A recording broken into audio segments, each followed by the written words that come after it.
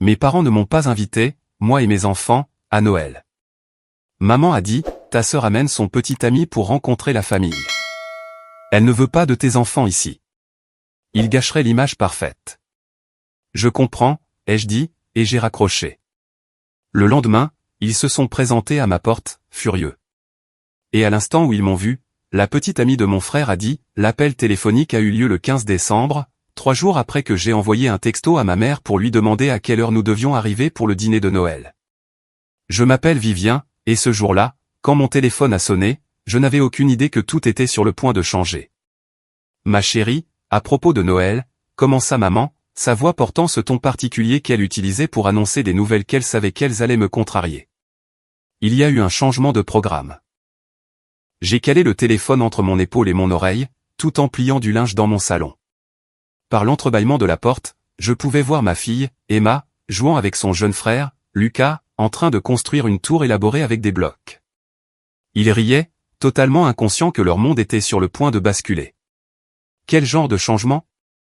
Ai-je demandé, sentant déjà le nœud familier se former dans mon estomac. Eh bien, ton frère, Nathan, amène Ashley pour rencontrer la famille. Tu te souviens que j'ai mentionné qu'il sortait avec quelqu'un ? Elle est merveilleuse. Absolument merveilleuse. Son père possède cette société pharmaceutique en ville, et elle est juste. Eh bien, elle est parfaite. La peau s'est étirée entre nous comme un gouffre, et j'ai insisté, maman ? Elle s'est éclaircie la gorge.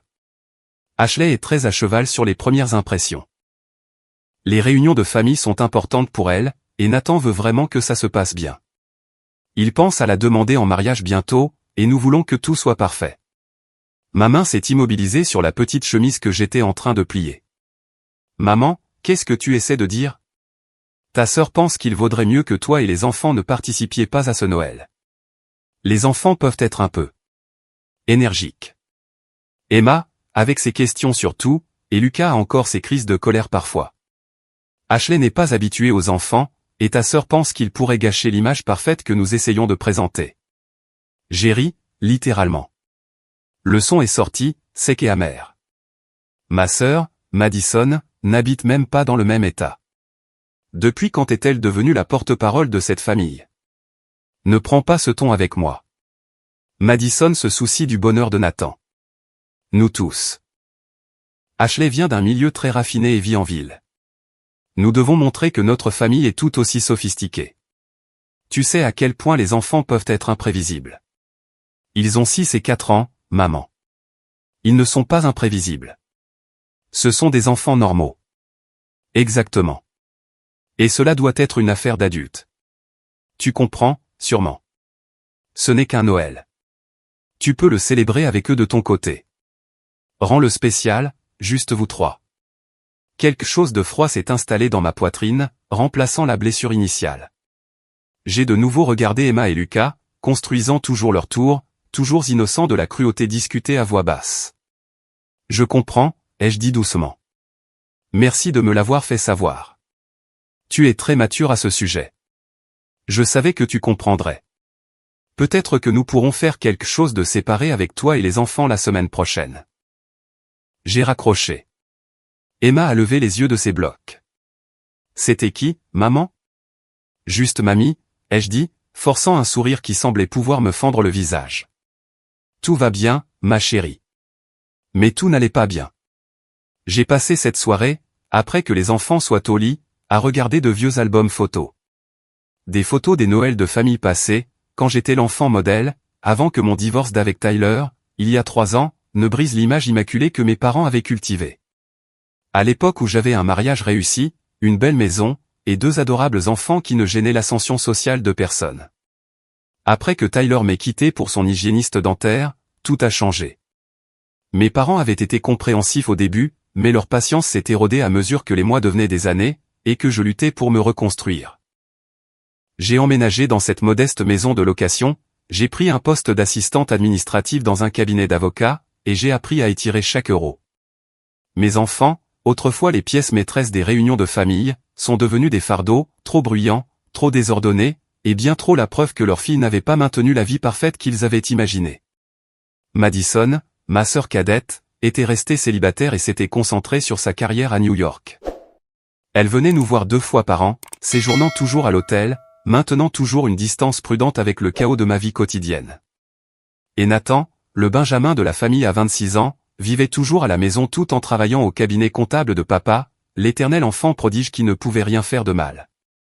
J'aurais dû le voir venir. Le Thanksgiving précédent, Madison avait fait une remarque sur le fait qu'Emma posait trop de questions au dîner. C'est épuisant, avait-elle dit à maman, sans prendre la peine de baisser la voix.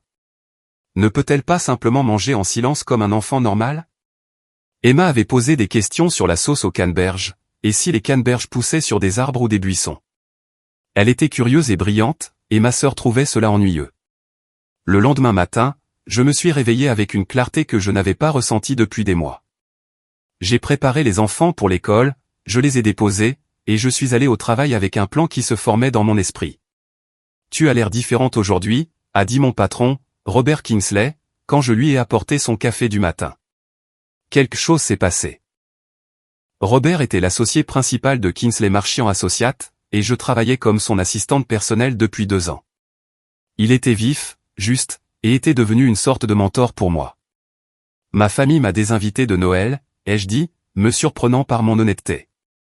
Mes enfants, plus précisément. Ils craignent que mon enfant de 6 ans et celui de 4 ans ne ruinent l'impression sophistiquée qu'ils essaient de donner à la nouvelle petite amie de mon frère. Robert a posé son stylo et m'a regardé par-dessus ses lunettes de lecture. C'est remarquablement cruel. Ça l'est, ai-je convenu. Et j'ai fini de prétendre que ça ne l'est pas, il s'est penché en arrière dans son fauteuil. Qu'est-ce que tu vas faire? Je ne sais pas encore, mais je ne vais pas simplement l'accepter et passer à autre chose. Bien, a-t-il dit. Ta famille ne mérite pas ta grâce s'ils ne peuvent pas t'accorder une décence élémentaire. Cette conversation m'est restée en tête toute la journée. Au moment où j'ai récupéré Emma et Lucas à l'école, j'avais pris plusieurs décisions. Premièrement, nous allions passer le meilleur Noël que nous 3 ayons jamais connu. Deuxièmement, j'allais cesser de trouver des excuses pour le comportement de ma famille envers mes enfants. Et troisièmement, j'allais tout documenter. J'ai commencé un blog privé ce soir-là, détaillant l'appel téléphonique, l'historique de la déception de mes parents face à mon divorce, et l'exclusion progressive que mes enfants et moi avions subie. Je ne l'ai pas partagé publiquement. C'était juste pour moi, un enregistrement de tout ce que j'avais minimisé et excusé pendant 3 ans. Le jour suivant l'appel de maman, le 16 décembre, j'ai emmené les enfants choisir un sapin de Noël. Nous sommes allés dans une ferme locale où l'on pouvait couper son propre sapin, et Emma et Lucas ont couru à travers les rangées de conifères comme s'ils avaient été libérés de prison. Nous avons choisi un sapin de douglas légèrement penché, qui était plus haut que le plafond de notre salon, et je m'en fichais. On le ferait rentrer. C'est le meilleur sapin de tous les temps, a déclaré Lucas, le visage rougi par le froid. Le meilleur de tous les temps, a renchéri Emma, son écho.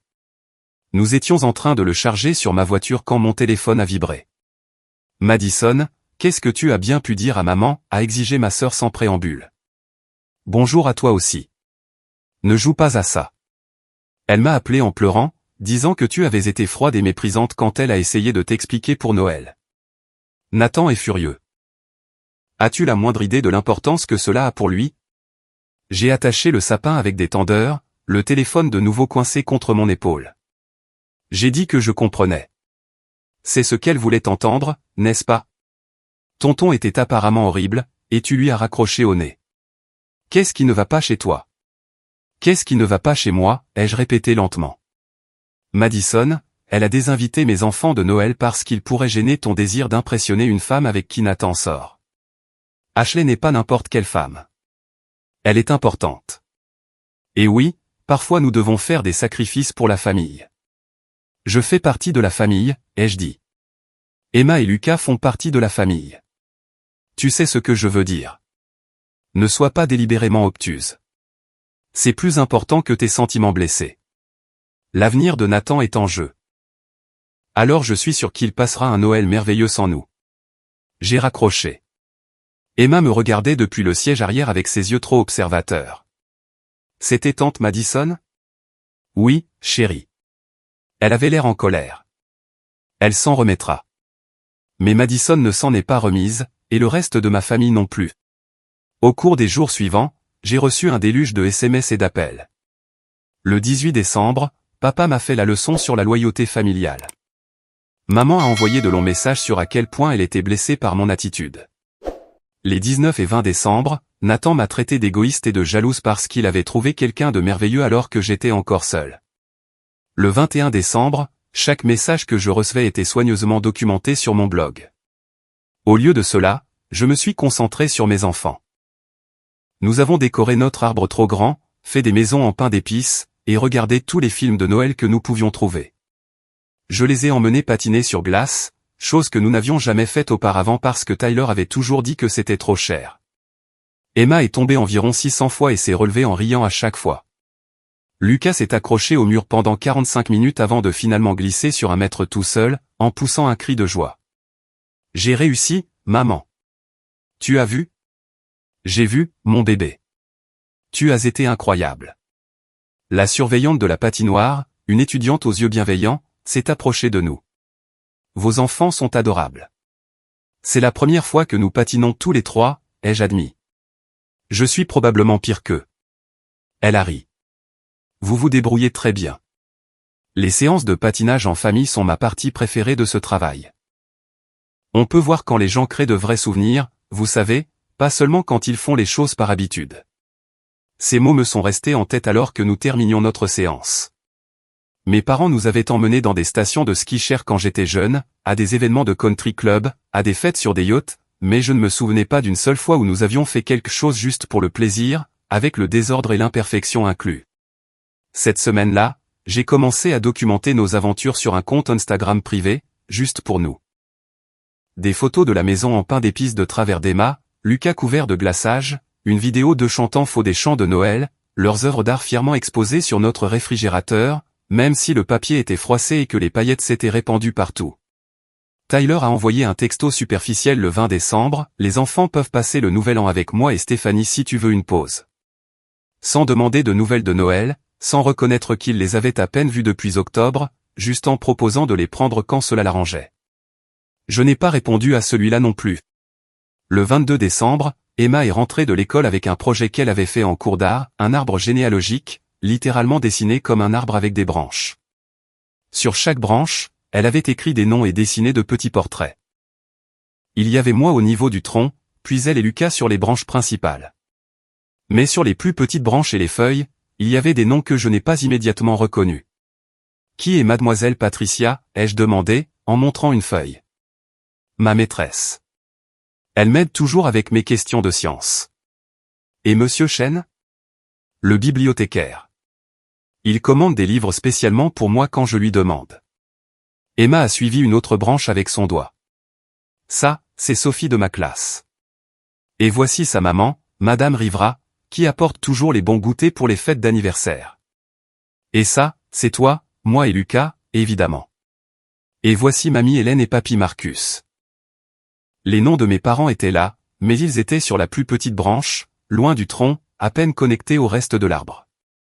Tu as mis ta maîtresse et le bibliothécaire sur ton arbre généalogique? Ai-je demandé doucement. Emma m'a regardé avec ses yeux sages. La famille, ce sont les gens qui se soucient de toi et qui sont là pour toi. C'est ce que mademoiselle Patricia a dit quand elle nous a donné le devoir. Elle a dit, nous pouvons choisir ce que signifie la famille. Je l'ai serré si fort dans mes bras qu'elle a couiné. Ta maîtresse a absolument raison. Ce projet artistique a également trouvé sa place sur le réfrigérateur. Juste à hauteur des yeux. Chaque fois que je le regardais au cours des jours suivants, je ressentais à la fois de la tristesse et du soulagement. Tristesse que ma fille de 6 ans ait déjà appris que la biologie ne garantit pas l'amour.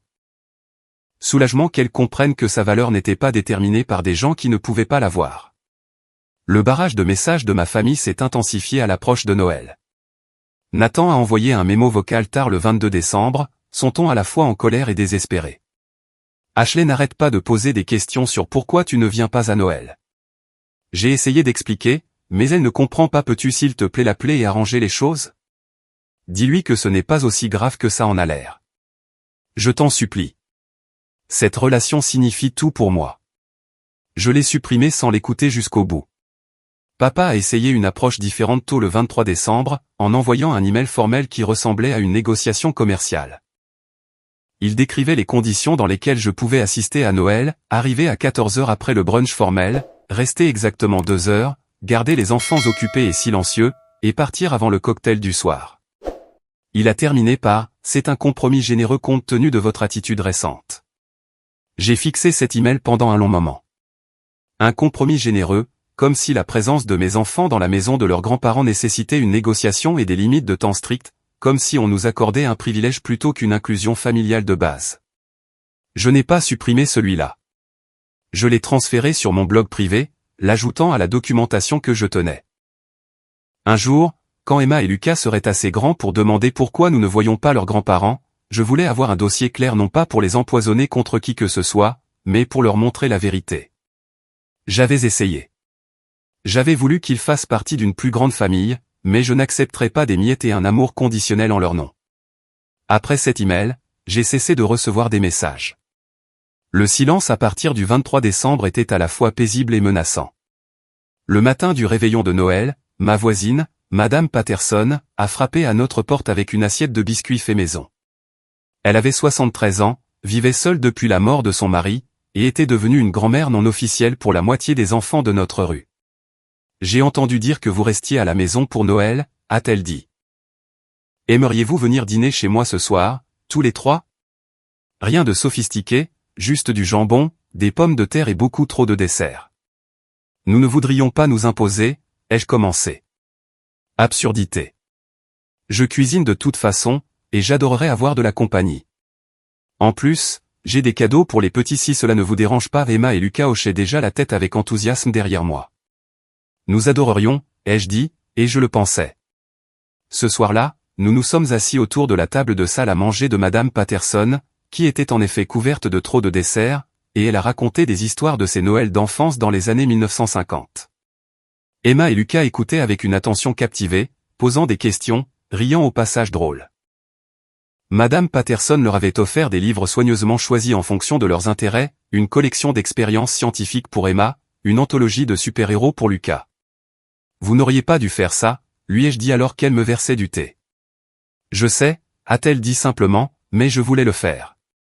Ces enfants sont spéciaux, et vous faites un travail formidable avec eux, toute seule.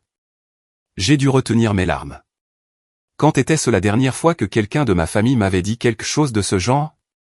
En rentrant à pied cette nuit-là, Lucas tenant ma main, Emma bavardant sur son histoire préférée racontée par Madame Patterson, je me suis sentie profondément reconnaissante. Nous avions une communauté. Nous avions des gens qui choisissaient d'être dans nos vies. Nous avions assez. Nous sommes allés voir un spectacle de lumière de Noël au jardin botanique. Nous avons fait des biscuits pour leurs professeurs. Nous avons fait du bénévolat dans une soupe populaire le samedi avant Noël, où Emma a posé au coordinateur 17 questions sur l'insécurité alimentaire, et Lucas a aidé à distribuer des petits pains avec le sérieux de quelqu'un qui effectue une opération chirurgicale. Vos enfants sont charmants, m'a dit le coordinateur. Vous devriez être très fiers. Je le suis, ai-je dit, et je le pensais jusqu'au plus profond de mon être. Le réveillon de Noël est arrivé, et je n'avais eu aucune nouvelle de ma famille depuis le 23 décembre. Je supposais qu'ils avaient renoncé à essayer de me convaincre de m'excuser d'exister. J'ai fait du chocolat chaud, et nous avons lu la nuit avant Noël sur le canapé, toutes les lumières éteintes sauf celle du sapin. La tête d'Emma reposait sur mon épaule. Lucas était blotti de l'autre côté. C'est mon Noël préféré de tous les temps, a murmuré Emma. Moi aussi, a approuvé Lucas d'une voix endormie. Moi trois, ai-je dit, en embrassant le sommet de leur tête. Le matin de Noël fut un chaos, mais de la meilleure des manières. Les enfants m'ont réveillé à 5h47, en sautant sur mon lit et en criant à propos du Père Noël. Nous sommes descendus pour trouver la modeste pile de cadeaux pour laquelle j'avais économisé pendant des mois. Leurs visages se sont illuminés comme si je leur avais donné le monde entier. Emma a eu le kit de science qu'elle voulait. Lucas a eu un ensemble de figurines de super-héros, et ils ont tous les deux eu de nouveaux manteaux d'hiver qui leur allaient enfin correctement. Nous avons fait des crêpes pour le petit déjeuner, puis nous avons passé l'après-midi à construire une ville complexe avec les nouveaux jouets de Lucas et à mener des expériences avec le kit d'Emma, ce qui a provoqué une petite éruption volcanique sur la table de la cuisine. Le désordre ne me dérangeait même pas. À 14h30, quelqu'un a frappé à ma porte. Je n'attendais personne. Nous étions en pyjama. La maison était un désastre, et nous avions prévu de regarder des films tout l'après-midi. J'ai ouvert la porte pour trouver toute ma famille sur mon porche, maman, papa, Madison, Nathan, et une femme que je supposais être la fameuse Ashley. Ils semblaient tout droit sortis d'un catalogue, vêtus de tenues de Noël coordonnées et de bon goût. Ashley portait un pull en cachemire couleur crème et des perles. De vraies perles. Surprise, a dit maman, bien que son sourire soit crispé. Nous avons décidé de t'apporter Noël. Personne n'a bougé pour entrer. Nous sommes restés là, dans un tableau figé, moi dans mon pyjama de bonhomme de neige usé, eux dans leurs vêtements de marque. Qu'est-ce que vous faites ici? Ai-je demandé. Ce n'est pas un accueil très chaleureux, a dit papa en fronçant les sourcils. Nous avons traversé toute la ville. 30 minutes, ai-je dit. Vous avez conduit 30 minutes le jour de Noël, le jour où vous m'avez spécifiquement dit de ne pas venir chez vous parce que mes enfants gâcheraient votre image parfaite. Les yeux d'Ashley s'écarquillèrent. Elle regarda Nathan, puis mes parents. Je suis désolé. Quoi? Il y a eu un malentendu, a dit maman rapidement. Ta sœur a mal interprété quelque chose. Oh mon Dieu, a interrompu Ashley, en fixant ma mère. Vous avez vraiment fait ça? Je pensais que Nathan exagérait. Le porche est devenu silencieux, à l'exception du son de la musique de Noël provenant d'une maison voisine. Le visage de Nathan était devenu pâle. Ashley, entrons simplement et... Non. Ashley s'est reculée du groupe. Est-ce pour ça qu'il n'y avait pas de photos d'enfants chez tes parents? Nathan, tu m'as dit que ta sœur était occupée avec la famille de son ex-mari cette année. Tu as dit que c'est pour ça qu'elle ne serait pas là. C'est compliqué, a commencé Nathan. Ce n'est vraiment pas compliqué, ai-je dit. Il ne voulait pas de mes enfants ici parce que les enfants de 7 ans posent des questions et que ceux de 5 ans pleurent parfois, et ça ne cadrait pas avec l'image sophistiquée qu'il voulait projeter. Je suis divorcé, ce qui est assez embarrassant, mais avoir de vrais enfants avec des besoins et des personnalités. C'est trop. Madison a émis un son de dégoût. Tu es dramatique. Nous essayons de rendre une journée spéciale pour une inconnue, ai-je terminé. Vous essayez de rendre une journée spéciale pour quelqu'un avec qui Nathan sort depuis quoi, 3 mois? 4 mois, a dit Nathan doucement. Mais oui. Ashley le regarda comme si elle le voyait pour la première fois.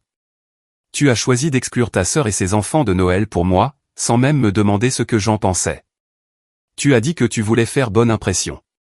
Tu as dit que la famille était importante pour toi. Oui, la famille. La vraie famille, pas une mise en scène. J'ai 3 neveux et une nièce, Nathan. Ils sont bruyants, désordonnés et incroyables, et je passe toutes les fêtes avec eux parce qu'ils sont ma famille. Ashley s'est tournée pour me regarder vraiment dans mon vieux pyjama, avec mes cheveux en désordre et sans maquillage. Je suis tellement désolée, a-t-elle dit. Je n'avais aucune idée que cela se passait. Si j'avais su, vous auriez fait quoi? Demander? Insister pour qu'il nous inclue? Alors j'aurais été là à contre-cœur, sachant que mes enfants n'étaient les bienvenus que parce que votre conscience l'exigeait. Ce n'est pas juste, a protesté maman. Nous sommes ici maintenant, n'est-ce pas? Nous avons apporté des cadeaux pour Emma et Lucas. Nous voulions vous inclure, après tout. Après tout quoi, ai-je demandé. Après que vous ayez eu votre matinée de Noël parfaite sans nous? Après que vous ayez eu vos photos, votre brunch et votre célébration sophistiquée, maintenant vous êtes ici pour apaiser votre culpabilité. Juste à ce moment-là, une petite voix s'est fait entendre derrière moi. C'est mamie? Lucas était sorti du salon, serrant une de ses figurines, vêtue de son nouveau pyjama Superman. Emma est apparue derrière lui, ses nouvelles lunettes de science perchées sur sa tête. Mamie? Emma cligna des yeux. Qu'est-ce que tu fais ici? L'expression sur le visage de ma mère en les voyant était quelque chose que je n'oublierai jamais. Pas de la joie, pas de l'amour, mais quelque chose de plus proche de l'inconfort, comme s'ils étaient un rappel gênant de sa propre cruauté. Nous sommes venus te voir, a dit maman avec une fausse gaieté. Joyeux Noël. Emma me regarda, confuse. Je pensais qu'il ne voulait pas de nous à Noël. Le silence qui a suivi était assourdissant. Ma chérie, a commencé papa. C'est ce que tu as dit, maman, a poursuivi Emma, sa logique de 6 ans tranchant à travers toutes les prétentions des adultes. Tu as dit que mamie avait dit que nous ne pouvions pas venir parce que nous pourrions gâcher les choses pour la nouvelle amie de tonton Nathan. Ashley a littéralement eu le souffle coupé. Elle s'est tournée vers Nathan. Je ne peux pas faire ça. Je ne peux pas être avec quelqu'un dont la famille traite les enfants de cette façon. Et qui est d'accord avec ça? Ce sont des enfants. C'est ta famille. Ashley, s'il te plaît. Nathan a tendu la main vers son bras. Elle s'est dégagée. Ton application Uber fonctionne? Je dois retourner en ville. J'appellerai une voiture, ai-je dit automatiquement. C'est le jour de Noël, a protesté Nathan. Oui, et je préférerais le passer littéralement n'importe où ailleurs qu'avec des gens qui désinvitent des enfants des célébrations familiales. Ashley me regarda à nouveau. Je suis vraiment désolé. Tes enfants ont l'air merveilleux, et tu mérites tellement mieux que ça. Elle a descendu les marches de mon Porsche et a sorti son téléphone. Nathan est resté figé, regardant son Noël parfait imploser. Regarde ce que tu as fait, m'a sifflé Madison. Tu es contente maintenant? En fait, ai-je dit, et je le pensais, oui. Nous avons eu une magnifique matinée de Noël. Juste nous trois. C'était parfait. Tu es incroyablement égoïste, a dit papa. Nous sommes venus ici pour faire amende honorable, et tu nous le jettes au visage. Vous êtes venus ici pour vous sentir mieux. Il y a une différence. Les yeux de maman se sont remplis de larmes. Comment peux-tu dire ça? Nous sommes ta famille. Nous t'avons toujours soutenu. Vous avez soutenu la version de moi qui correspondait à votre image. La version mariée avec une maison parfaite et des enfants calmes et bien élevés qui obéissaient au doigt et à l'œil. Dès que ma vie est devenue compliquée, dès que j'ai eu besoin d'un vrai soutien, vous avez décidé que j'étais une honte. Ce n'est pas vrai, a insisté maman, mais sa voix vacillait. Vraiment? Quand est-ce que tu as demandé à voir les enfants pour la dernière fois? Quand est-ce que tu es venu à l'un des événements scolaires d'Emma ou au match de foot de Lucas? Quand est-ce que tu as agi comme si nous comptions pour toi en tant que personne, et pas seulement comme des accessoires pour votre portrait de famille? Personne n'a répondu. Emma a tiré sur mon pyjama. Maman, on peut retourner voir notre film maintenant? Je veux voir ce qui arrive au Grinch. Oui, mon bébé. Vas-y. J'arrive dans une minute. Elle et Lucas ont disparu dans le salon. Je pouvais les entendre se réinstaller sur le canapé, leur voix s'élevant déjà en commentaire sur le film. Nous devrions entrer, a de nouveau tenté maman. Parlez de ça correctement. Non, ai-je dit simplement. Vous devriez partir.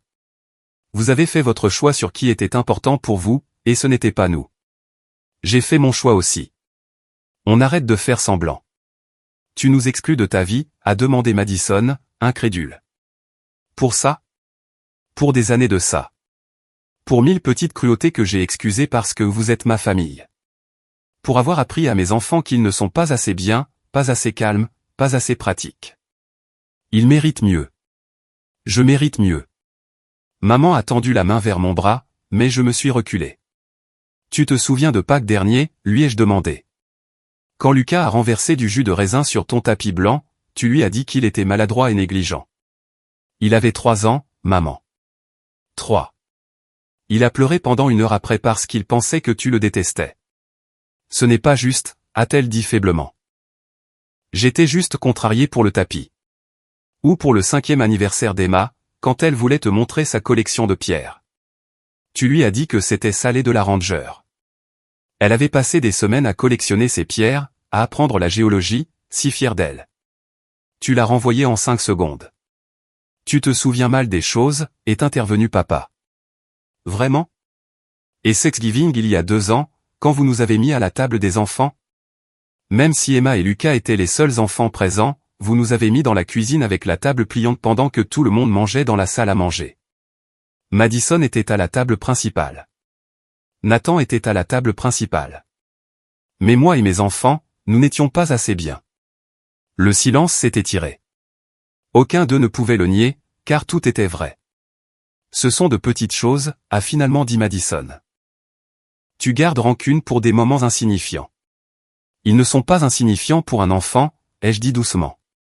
Chacun de ces moments a appris à mes enfants qu'ils sont moins que rien, qu'ils sont tolérés mais pas célébrés. Que leur grand-mère a un mouvement de recul quand ils s'approchent trop près parce qu'ils pourraient être collants ou bruyants. Que leur grand-père soupire quand ils posent des questions parce qu'ils interrompent une conversation d'adulte. Nous n'avons jamais voulu, a commencé maman. Peu importe ce que vous vouliez. Ce qui compte, c'est ce que vous avez fait. Et ce que vous avez fait, de manière constante pendant 3 ans, c'est de faire en sorte que mes enfants se sentent mal accueillis dans votre maison et dans vos vies. Cette histoire de dîner de Noël n'était pas un incident isolé. C'était simplement l'exemple le plus clair et le plus honnête de ce qui se passait depuis le début. Nathan a finalement parlé, sa voix creuse. Ashley est partie. Elle est vraiment partie. Oui, ai-je dit. C'est ce qui arrive quand les gens voient qui vous êtes vraiment. C'est de ta faute, a-t-il dit, la colère inondant son visage. Tu ne pouvais pas te taire un seul jour. Tu devais tout gâcher. Je n'ai rien gâché, Nathan. Tu l'as fait toi-même quand tu as choisi d'exclure ta famille pour quelqu'un que tu connais à peine. Tu as choisi la présentation plutôt que les gens. C'est de ta faute. Papa s'est avancé, utilisant sa voix autoritaire. Maintenant, écoute-moi bien, jeune fille. Nous sommes tes parents. Tu nous traiteras avec respect. Le respect se mérite, ai-je dit. Et vous avez perdu le mien quand vous m'avez dit que mes enfants n'étaient pas les bienvenus à Noël. Une erreur, a dit maman. Tu vas mettre fin à notre relation pour une seule erreur. Ce n'était pas une seule erreur. C'était juste celle que j'ai finalement décidé de ne pas excuser. J'ai commencé à fermer la porte. Joyeux Noël. J'espère que c'était tout ce que vous vouliez. J'ai fermé la porte avant que quiconque ne puisse répondre. Mes mains tremblaient, mais je me sentais plus légère que je ne l'avais été depuis des années. Par la fenêtre, je les ai regardés rester sur mon porche 1 minute de plus, se disputant entre eux, avant de finalement retourner à leur voiture. Maman, tu manques la meilleure partie, a appelé Emma depuis le salon. J'ai rejoint mes enfants sur le canapé, me faufilant entre eux, et je me suis laissé absorber par la joie simple d'un film de Noël animé. Lucas a grimpé sur mes genoux. Emma s'est appuyée contre mon épaule, et tout le reste s'est estompé. Mon téléphone a vibré constamment pendant l'heure suivante. Des SMS en colère de Madison, des messages suppliants de maman, un message sec de papa disant que je jetais ma famille par-dessus bord pour rien. J'ai éteint mon téléphone. Tout va bien, a demandé Emma pendant une pause publicitaire. Tout est parfait, lui ai-je dit. Et je le pensais. Les jours après Noël ont apporté d'autres tentatives de contact. Maman a essayé d'appeler depuis différents numéros. Madison a envoyé des emails avec des objets comme urgence familiale qui se sont avérés n'être que d'autres tentatives de culpabilisation. Nathan a envoyé un seul texto, Ashley a rompu avec moi. J'espère que tu es satisfaite. Je n'ai répondu à rien de tout cela. Au lieu de cela, j'ai passé la semaine entre Noël et le Nouvel An avec mes enfants. Nous sommes allés au musée des enfants, avons vu un film, et avons eu un dîner chic dans leur pizzeria préférée, où ils ont pu concevoir leur propre pizza et où le serveur a apporté des cocktails sans alcool pétillants avec des parapluies. Le soir du Nouvel An, Robert m'a appelé dans son bureau. J'ai une opportunité pour toi, a-t-il dit. Jennifer, de notre service de planification successorale, prend sa retraite. Elle t'a recommandé pour son poste.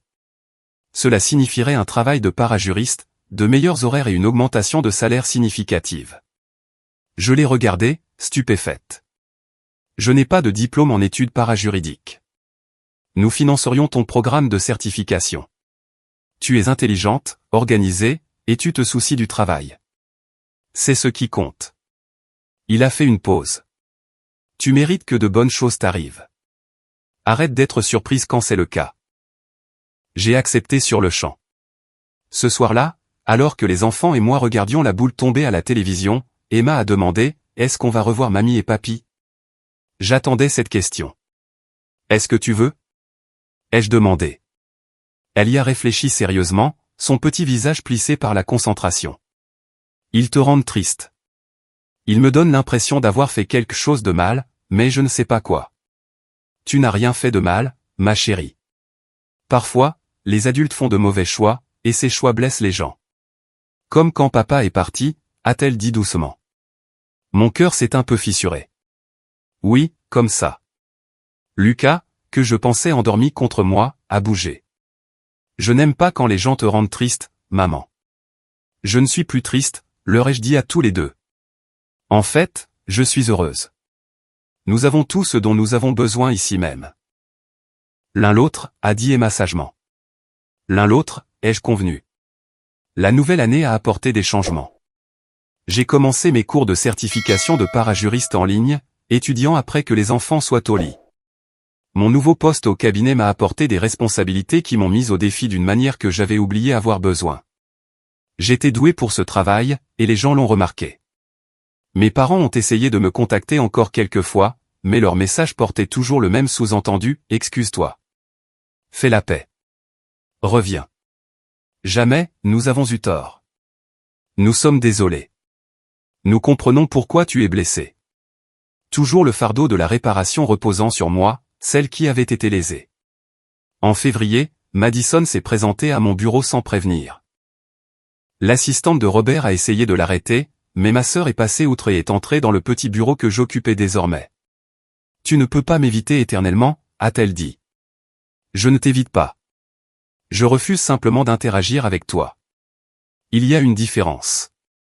Maman est dévastée. La santé de papa souffre du stress. Tu déchires cette famille. » J'ai posé mon stylo avec précaution. Je n'ai rien déchiré, Madison. J'ai simplement cessé de maintenir le tout ensemble à mes propres dépens. C'est incroyablement égoïste. Vraiment? Ou est-ce sain?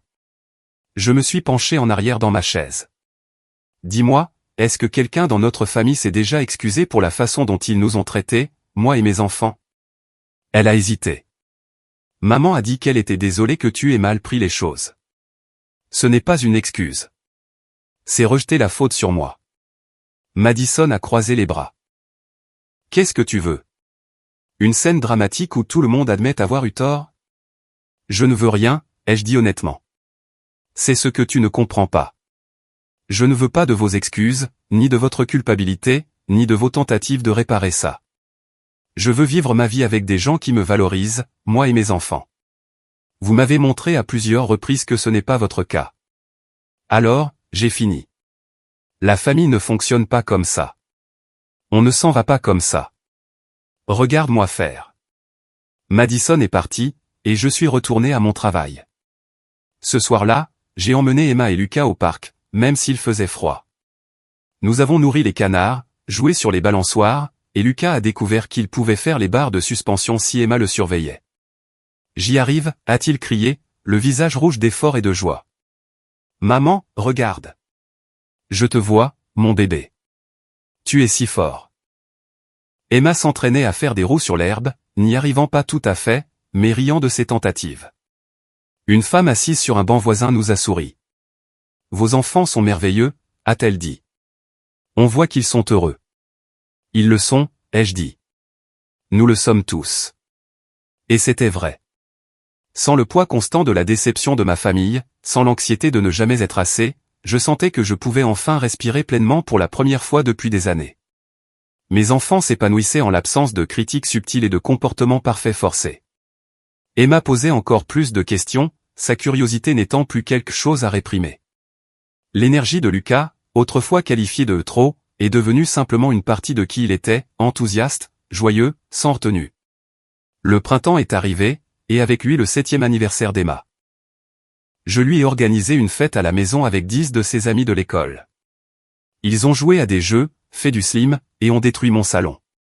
C'était le chaos, le bruit, et c'était absolument parfait. Pas une seule personne présente ne m'a fait sentir que mon enfant ou ma maison n'était pas assez bien. Le jour de la fête des mères, mon téléphone est resté silencieux. J'ai emmené les enfants au zoo, où Lucas est devenu obsédé par les pingouins, et Emma a passé 30 minutes à observer les éléphants, étudiant leur comportement comme une petite naturaliste. Savais-tu que les éléphants pleurent leur mort, m'a-t-elle dit. Ils se tiennent autour du corps et le touchent avec leur trompe. Ils se souviennent. Je ne savais pas ça. C'est beau et triste. Ça veut dire qu'ils comprennent la famille, a dit Emma. La vraie famille, celle qui reste. Parfois, les enfants comprennent plus que ce que nous leur accordons. L'été est arrivé avec des journées à la piscine, des couchers tardifs et des sucettes glacées qui coulent sur les mentons. J'ai reçu une promotion au travail, travaillant désormais directement avec Robert sur des cas de succession complexes. L'argent était assez bon pour que je puisse enfin recommencer à épargner, à planifier un avenir qui semblait possible. Tu as changé, a observé Robert un jour. Tu sembles apaisé. Je le suis, ai-je dit. J'ai arrêté d'attendre que les gens me donnent la permission d'être heureuse. Nathan s'est marié en septembre avec une certaine Britney, une enseignante qu'il avait rencontrée lors d'un séminaire de développement professionnel. Je l'ai appris grâce à un faire-part de mariage que Madison a publié sur les réseaux sociaux. Je n'ai ressenti qu'un vague sentiment d'espoir que Britney sache dans quoi elle s'engageait. Les fêtes de fin d'année approchaient de nouveau, et cette fois, je n'ai ressenti aucune appréhension. Je nous avais inscrits pour faire du bénévolat à la soupe populaire à Thanksgiving, et nous planifions nos propres traditions de Noël. Emma voulait retourner patiner sur glace. Lucas voulait faire des maisons en pain d'épices. Nous ferions tout cela et plus encore. Début décembre, j'ai reçu une lettre par la poste. L'écriture de ma mère sur l'enveloppe. J'ai failli la jeter sans l'ouvrir, mais la curiosité l'a emporté. À l'intérieur, il y avait une seule page. Pas de salutation, pas de signature. Ton père a eu une crise cardiaque mineure le mois dernier. Il se remet, mais le médecin dit que le stress est un facteur majeur. Madison est fiancée et se marie en juin prochain. Nathan et Britney attendent un bébé en mars. La vie continue, avec ou sans toi. Nous aimerions que tu viennes à Noël cette année. Les enfants sont les bienvenus. S'il te plaît, envisage de laisser le passé derrière toi. Je l'ai lu 2 fois, attendant une vague d'émotions. Culpabilité, colère, désir. Mais tout ce que j'ai ressenti, c'est une tristesse lointaine pour des gens qui ne comprenaient toujours pas ce qu'ils avaient fait de mal. Qu'est-ce que c'est ? A demandé Emma, regardant par-dessus mon épaule. Une lettre de mamie. Qu'est-ce qu'elle dit ? Je l'ai pliée soigneusement et l'ai mise de côté. Elle dit qu'ils veulent que nous venions à Noël. Est-ce qu'on y va ? J'ai regardé ma fille, si mature pour ses 7 ans à certains égards, encore si jeune à d'autres. Qu'est-ce que tu penses qu'on devrait faire ? Elle y a réfléchi avec le sérieux qu'elle apportait à tout. Est-ce qu'ils seront méchants avec toi ? Probablement pas méchants, exactement, mais ils pourraient me faire sentir petite. Alors on ne devrait pas y aller. Tu n'es pas petite. Tu es la plus grande personne que je connaisse. Elle m'a serré autour de la taille. On peut faire des maisons en pain d'épices à la place. Oui, on peut tout à fait faire des maisons en pain d'épices. J'ai jeté la lettre pas avec colère, pas de manière dramatique. Je l'ai simplement mise dans le bac de recyclage avec le courrier indésirable et j'ai continué ma soirée. Noël est arrivé, notre deuxième sans eux, et c'était encore mieux que le premier. Nous avions maintenant établi nos propres traditions, l'arbre trop grand, le patinage sur glace, le bénévolat, les films en pyjama. Les enfants ont invité 2 amis de l'école dont les parents travaillaient le jour de Noël, et nous avons eu une célébration bruyante et chaotique qui aurait horrifié ma mère. Emma et Lucas n'ont pas posé de questions sur leurs grands-parents. Ils ne semblaient pas regretter ce qu'ils n'avaient jamais vraiment eu, une acceptation et un amour inconditionnel. Le soir de Noël, après que les enfants se soient endormis et que la maison soit silencieuse, j'ai mis à jour mon blog pour la première fois depuis des mois. Je l'avais gardé privé toute l'année, juste comme un journal pour moi-même. Mais maintenant, je l'ai rendu public, en changeant les noms mais en gardant tous les autres détails intacts. Je l'ai intitulé « L'année où j'ai arrêté de m'excuser d'exister ». Je ne m'attendais pas à ce que quelqu'un le lise, mais en une semaine, il avait été partagé des milliers de fois. Les commentaires affluaient de personnes ayant des histoires similaires, des personnes qui avaient été exclues, diminuées, et à qui on avait fait sentir que leur blessure était une réaction excessive. C'est aussi mon histoire, a écrit une femme. Merci de m'avoir donné la permission de partir. J'essaie d'obtenir l'approbation de ma famille depuis 20 ans, a commenté une autre. Lire ceci m'a fait réaliser que je ne l'obtiendrai jamais, et que ce n'est pas grave. Un homme a écrit, mes enfants méritent mieux que des gens qui les tolèrent. Merci de me l'avoir rappelé. Les réponses m'ont submergé. Je pensais que ma situation était unique dans sa douleur, mais il s'est avéré que la trahison familiale était déprimantement courante. Des gens qui choisissaient l'image plutôt que la substance, la performance plutôt que l'authenticité, la commodité plutôt que la loyauté. Mon article a attiré l'attention de quelqu'un d'un magazine parental local qui m'a contacté pour écrire une chronique régulière sur la monoparentalité et les dynamiques familiales. J'ai accepté, découvrant que j'avais plus à dire que je ne l'avais réalisé. Un jour, la chronique a été reprise par un média national. Mes mots, mon histoire, ont atteint encore plus de monde. J'ai reçu des messages de lecteurs de tout le pays, partageant leurs propres expériences d'exclusion, de dépréciation, et finalement, de choix de soi. Madison a vu l'article. Elle a appelé, furieuse. Comment as-tu pu étaler nos affaires privées au monde entier? J'ai changé tous les noms, ai-je dit calmement. Personne ne sait que c'est à propos de notre famille, à moins que tu ne le dises. Tous ceux que nous connaissons reconnaîtront l'histoire. Alors tous ceux que tu connais comprendront pourquoi je ne suis plus dans ta vie. Ça me va. Tu blesses maman et papa. Cette humiliation publique n'est rien comparée à l'humiliation privée d'être dit que tes enfants ne sont pas assez bien pour le dîner de Noël. J'ai gardé ma voix stable. Madison, j'ai fini d'avoir cette conversation. J'ai tourné la page. Tu devrais aussi. J'ai raccroché avant qu'elle ne puisse répondre. Ça m'a fait du bien, cette rupture nette. Pas de culpabilité, pas de doute, juste une conclusion. Emma a terminé sa 2e année de primaire ce printemps-là avec une assiduité parfaite et un prix pour son projet scientifique sur les énergies renouvelables. Lucas a fini la maternelle en sachant lire des livres entiers tout seul, ce dont il était immensément fier. Je les ai emmenés à la plage pour un week-end pour fêter ça. Nous avons construit des châteaux de sable, ramassé des coquillages, et mangé trop de crème glacée. C'est la meilleure famille de tous les temps, a déclaré Lucas, le visage couvert de chocolat. La meilleure de toutes, a approuvé Emma. J'ai regardé mes enfants, ces êtres humains incroyables que j'avais créés, et je me suis sentie reconnaissante pour cet appel téléphonique d'il y a 1 an et demi. Reconnaissante pour la clarté qu'il avait imposée, le choix qu'il avait exigé. Nous étions peu nombreux, juste nous 3. Mais nous étions complets. Nous étions assez. Nous étions tout. C'est ça, la famille. Elle n'est pas définie par le sang, l'obligation ou la tradition. Elle est définie par qui est présent, qui reste, qui vous choisit chaque jour, même quand c'est difficile. Mes enfants me l'ont appris. Ils m'ont montré à quoi ressemble vraiment l'amour inconditionnel. Et ils méritent d'être entourés de personnes qui peuvent les aimer de la même manière. Nous ne sommes jamais retournés chez mes parents. Autant que je sache, ils attendent toujours que je m'excuse, que je fasse la paix selon leurs termes, que je prétende que la blessure n'était pas réelle. Mais je suis occupé à construire des châteaux de sable avec mes enfants, à les regarder grandir pour devenir des personnes qui connaissent leurs valeurs, qui comprennent qu'être aimé ne devrait pas exiger de se faire plus petit.